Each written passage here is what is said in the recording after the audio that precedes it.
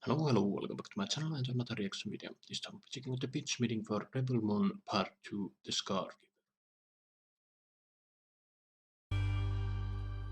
So, you got some new Star Wars derivation for me? Yes, sir, I do. Rebel Moon Part 2, The Scargiver. Scargiver, huh? What's that about? It's Korra's nickname, our main character. Pretty intimidating, right? I mean, doesn't that kind of imply you will survive whatever she does to you? Yeah, so cool. Anyway, the bad guy she killed in the last movie, he's alive again. Yeah, I guess that makes sense. And he's mad because he didn't want to get killed at all. Understandable. And so now he wants to attack the people of Velt and steal their grain. He still wants to do the thing from the last movie, and the good guys still want to defend it. Yeah, like in the last movie. Why isn't this just one movie? Because it's two. So now Korra and the other warriors need to train the village people. It should have been just one the people that live on this moon, the warriors have to train them. And who are the warriors again? Well, they're you know, the ones from the last time. What are their names? Well, there's the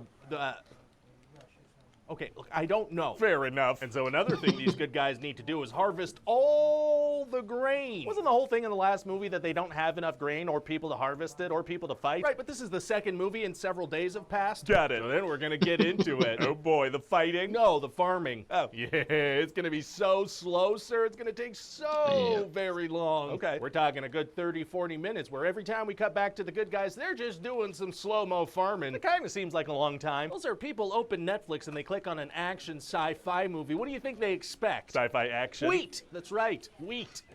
Slowly. Oh, you sure about that? Yes. And what about the fight training? Oh, the villagers are just kind of instantly good at that part. Well, leaves more time for the farming, I guess. Now you're getting it. So now it's time for some character development. So Korra is gonna tell her boyfriend Gunner about the time she shot a kid. What? Yeah, see, her adopted father, Balisarius, staged a coup in the ship's furnace room. The spaceships are powered by coal, and it's all very dramatic. There's a little string quartet playing, and the tempo of their music is gonna adapt to what's happening in the moment. Oh, hiring a band for your secret murder plot is tight. And Balisarius kills the royal family, but Korra is the one who shoots the magical princess child, and then Balisarius reveals he's framing her. Oh, very sneaky Belisarius. Yeah, but she manages to pull a gun on him. So she shoots him? No, she can't bring herself to shoot him. Killing's wrong, so she just kills some guards and escapes. Oh, okay. Then it's time for some backstory for the other warriors. Right, we're like halfway through the second movie, and I don't know any of these people. That's right, so we're just gonna kind of get that out of the way rapid-fire style, because we don't have a lot of time here. Hey, maybe we do less slow-mo farming and more organic character development?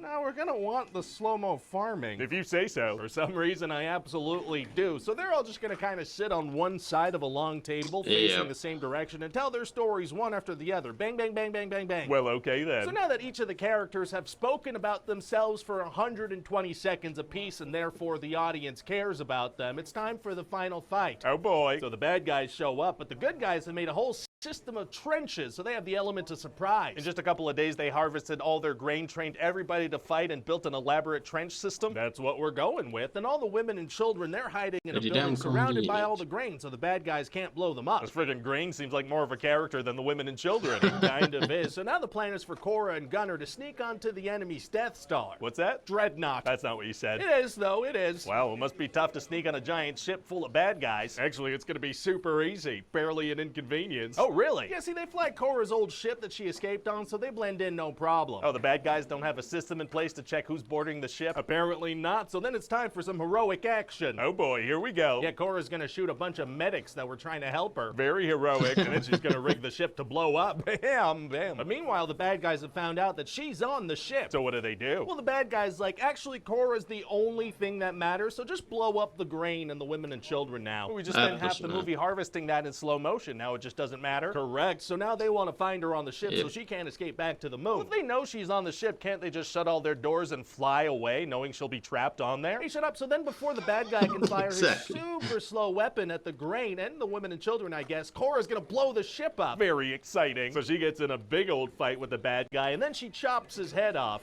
Let's see him come back from that. Right? I mean, he might. I can do what I want. Right. But also, Gunner got hurt, so he dies. He's a dead guy now. Oh no, he was in the movie. He was, yeah. So then Korra reveals to the other warriors that she's actually not a good person because of that time she shot a child. Yeah, right. But then this general guy is like, actually, I knew that about you, and she's not dead, so it's all good. He didn't want to reveal that to her earlier. No, he wanted her to keep suffering and hating herself for a little while longer. Kind of a jerk move. And so they're like, well, we gotta go find the princess, and with that sequel bait done, we're done. What do you think? Oh, you want to make more of these? Of course, sir. There's so much more slow-mo space farming potential. How much more slow-mo space farming could you possibly want to shoot? Hi, everybody. But yeah, so Rebel Moon Part 2, that was a pretty shit show.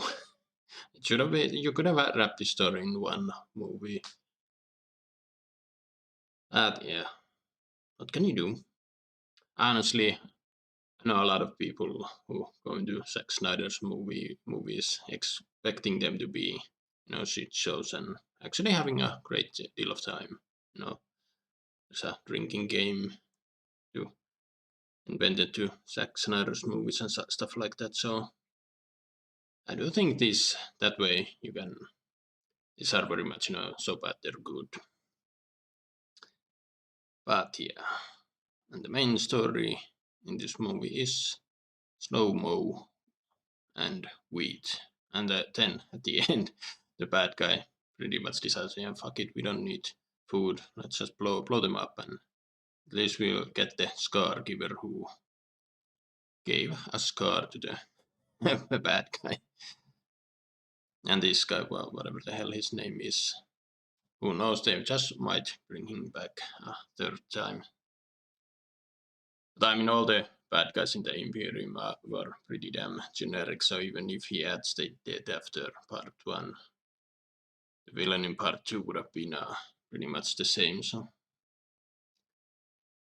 and yeah, the scene where they go over each other's backstories is where, I mean, we had a similar scene in part one when this guy introduced all the rebels when they had captured them, and instead of killing them, they he just talked and monologued. And I do like that Ryan threw that Star Wars joke at the very beginning because this is supposed to be, Zack Snyder's Star Wars equivalent. I think he was supposed to, do a Star Wars movie, but Disney turned him down, and now here we are.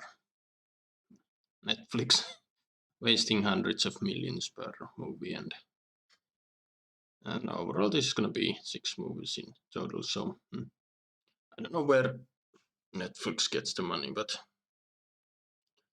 yeah. Anyway, what do you guys think? Write your thoughts down below. Hoppa en sut med reaktion, drop a comment, like, subscribe if you want, and I will see you in another video.